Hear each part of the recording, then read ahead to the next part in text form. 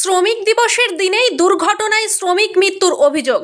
বৃহস্পতিবার মে দিবসের সকালে কাঁকসার মাধবমাঠ এলাকার একটি নির্মীয়মান কারখানার সামনে শ্রমিকদের তুমুল বিক্ষোভ। মৃত অস্থায়ী শ্রমিকের নাম সুমন মাঝি। বছর 27-এর সুমন গতকাল নির্মীয়মান ওই কারখানায় টিনের চাল লাগাতে গিয়ে উপর থেকে পড়ে যায়।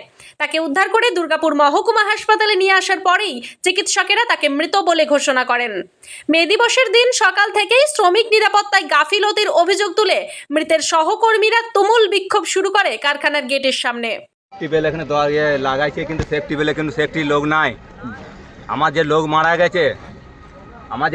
গেছে যদি আমাদের প্রতিবাদিতে না হয়, সেক্ষেত্রে আমরা ডেড বডি আমরা এইখানেই রেখে দেবো।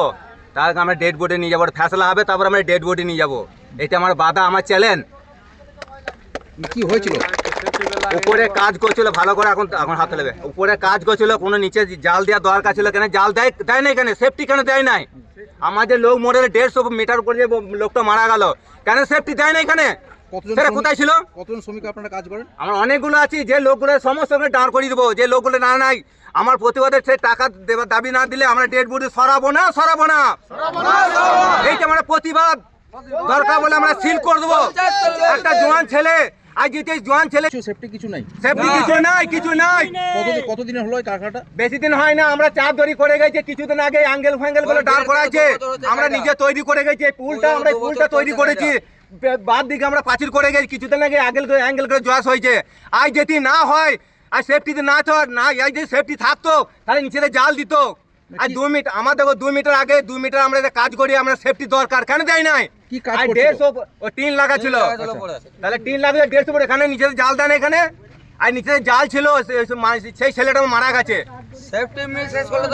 নিচে জাল থাকতো, সেফটির মধ্যে পড়লে তাহলে লোকটা তো বাঁচতো না। ছেলেটার নাম কি ছিল? ছেলেটা সীমন্ত মাঝি। কত বয়স? মোটামুটি 20 বয়স হবে। আমার 20 বয়স হবে। বাড়ি মারো। আপনারা কি চাইছেন এখন?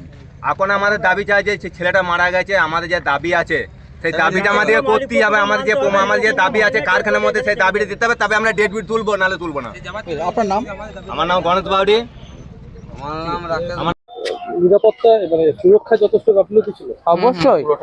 অবশ্যই কারখানা পক্ষ নিরাপত্তা এত দূরে যে উঠেছে, বিনা সেফটি বেল্টে বিনা হেলমেটে কি করে ওঠে? নিশ্চয়ই একটা সেফটি অফিসার থাকা দরকার। একটা কারখানা মানে সেফটি অফিসার নিশ্চয়ই থাকবে। সেখানে বিনা সেফটিতে ও অত দূরে উঠে পড়ছে, ছেলেটা মারা যাচ্ছে স্পটে।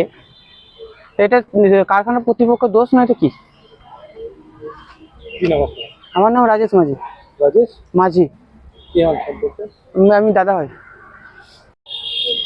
প্রথমতই একটাই দাবি জানাচ্ছি কারখানা কর্তৃপক্ষকে, যে এইরকম ঘটনা যেন আর না ঘটে। ওদের সেফটির কোনো ব্যবস্থা নেই, প্রথমত সেফটির কোনো ব্যবস্থা নেই বলেই আজকে আমাদের এই ছেলেটি মারা গেল। যেন এর পরবর্তী ক্ষেত্রে এই ঘটনা যেন না ঘটে। আর যে ছেলেটি মারা গেল তাদের গাফিলতির জন্য আমরা সমস্ত নিয়ম মেনে যে ক্ষতিপূরণগুলি আছে আমরা সেগুলো দাবি জানাচ্ছি। যতক্ষণ না এই দাবি আমাদের মানবে, আমাদের এই পোস্টমর্টম হয়ে গেলেই আমরা কারখানা কর্তৃপক্ষের কাছে যাব। যতক্ষণ না আমাদের দাবি মানছে ততক্ষণ আমরা ওখান থেকে সরবো না, এবং যতক্ষণ না দাবি মানছে আমরা এই কারখানা অবরোধ করব। কি নাম? কৌশিক কোনা। আপনি বিজেপি বর্ধমান জেলা যুব সম্পাদক। না কেন ঘটলো, কি কারণে ঘটলো, কোথায় গাফিলতি ছিল, যদি আগামী দিনে খোঁজা হয়, দেখা হয়, আগামী দিনে ঘটনা ঘটবে না। এরকম না হয় বাঞ্ছনীয় ছিল, হয়ে গেছে। আমরা দুঃখিত, আমরা শোকস্তব্ধ। তাই এই ধরনের ঘটনা ঘটার পরে বা হলো কেন, যদি পুলিশ খোঁজে, পার্টি যদি খোঁজে, তৃণমূল যদি দেখে, নজর দেয়, আগামী দিনে ঘটনা ঘটবে না। কিছু বলার নেই। একটা নির্মীয়মান কারখানা, সেখানে শ্রমিকের মৃত্যু, কি বলবো? দেখুন, আজকে 1 মে শ্রমিক দিবস।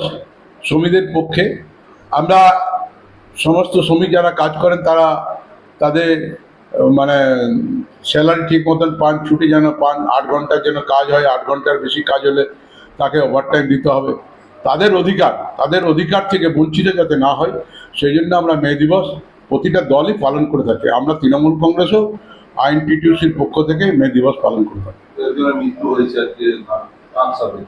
বিরোধীরা অভিযোগ করছে যে শ্রমিক নিরাপত্তার ব্যাপারে, সুরক্ষার ব্যাপারে প্রাপ্ত তারা, এবং বর্তমান সরকার সেই ব্যাপারটাকে উদাসীন করে রেখেছে। মৃত্যু হচ্ছে দেখুন, শ্রমিকের সেফটি ব্যাপার নিয়ে থাকে, সে কারখানা কর্তৃপক্ষ বুঝতে পারবে যে তাদের সেফটি কতখানি আছে না আছে। আইন বহির্ভূত কিছু করা যাবে না।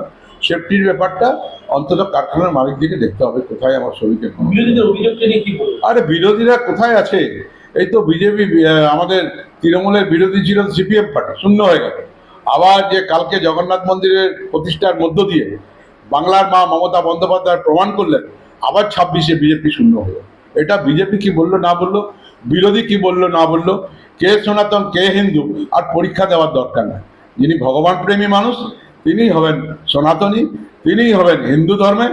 এখানে কোনো পরীক্ষা কাজে লাগবে না।